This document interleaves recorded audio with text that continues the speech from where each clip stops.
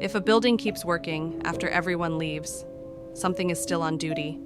I took the night shift at the Old City Records office because no one else wanted it. The pay was good, the hours were quiet, and the building was scheduled to be demolished in 6 months anyway. All I had to do was sit behind a desk from 11 p.m. to 5 a.m., answer no calls, file no papers, and make sure no one entered. That's what they told me.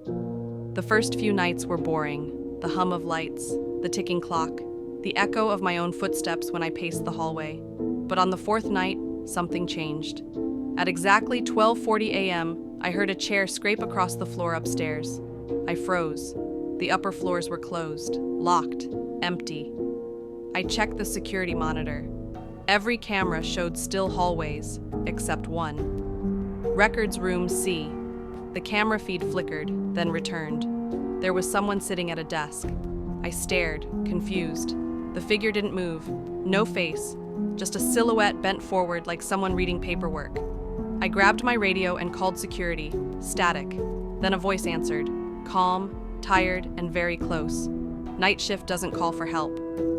I spun around. No one was behind me. The monitor changed again. Now there were 2 silhouettes in records room C, then 3. All seated, all working, papers turning, pens moving.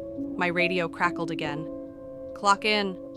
The time on the wall flipped to 12:41 a.m. I stood up to leave. The exit door wouldn't open. Instead, the hallway lights turned on one by one, leading toward the stairs, inviting me upstairs. Against every instinct, I followed. The stairs felt longer than they should have. The air grew warmer, heavier. When I reached the second floor, I heard whispering, hundreds of voices murmuring at once, like people reading quietly in a library. Records. Room C was wide open. Inside, rows and rows of desks filled the space. Every seat was taken. Men, women, shapes that barely looked human anymore, all working. Their eyes were hollow, their movements slow and exhausted.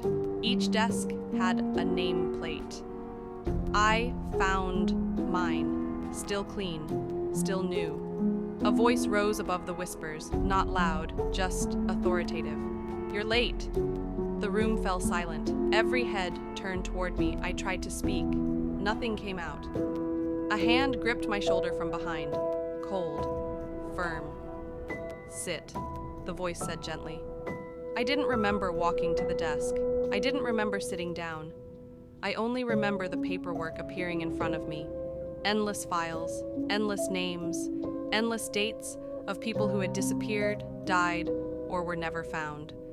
The clock on the wall read 12:41 a.m. It never moved. Hours passed, or maybe years.